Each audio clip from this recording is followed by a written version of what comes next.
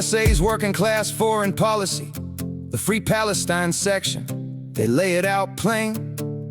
Recognize the rights of the Palestinian people, including the right of return and the right to resist military occupation. They claim self-determination in a free Palestine with Jerusalem as its capital, and all military and economic aid to Israel today.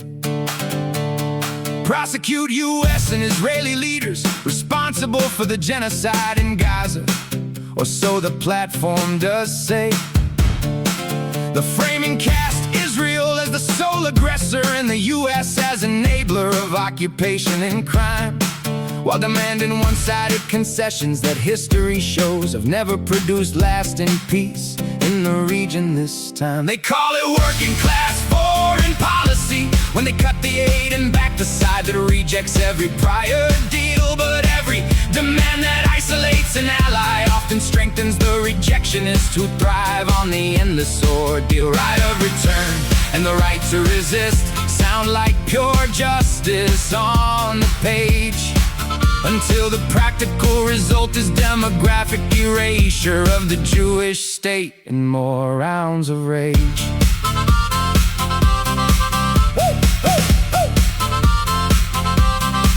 October 7th showed Hamas launching a massacre that killed over 1,000 and took hostages in plain sight, while using civilian areas as shields in the densest urban fighting the modern era has seen in this fight. The genocide label remains a live legal dispute, with the ICJ case still unresolved in many nations rejecting the claim. Yet the platform treats it a settled fact to justify ending aid and pursuing prosecutions in the ICC's name. Aid to Israel is mostly military and serves shared intelligence and tech interest against Iran and its proxies that roam, while the right of return has long been viewed by Israel and others as incompatible with preserving a Jewish majority at home. The incentive for the activist is to take the most uncompromising stance against the Jewish state so moral clarity stays intact, while downplaying Hamas's charter, its rejection of every two-state offer, and the groups that benefit when the conflict drags on without fact.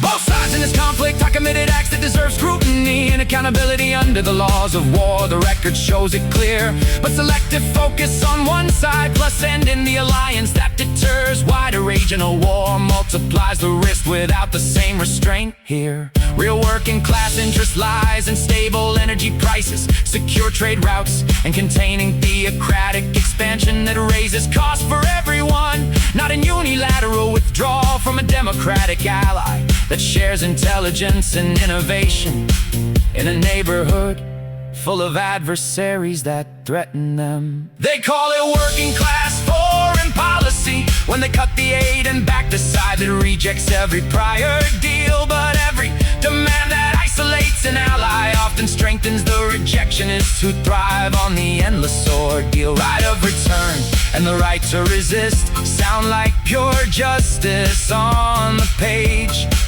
until the practical result is demographic erasure of the Jewish state and more rounds of rage.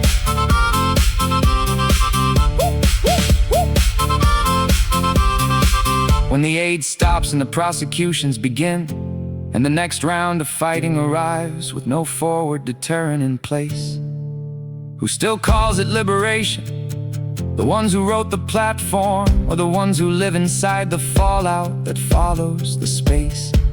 The stakes ain't slogans, it's whether ordinary people on both sides get a chance at pragmatic deals instead of maximalist demands that never end, or whether the ally they abandoned and the resistance they backed become the reason the conflict keeps claiming more lives without end.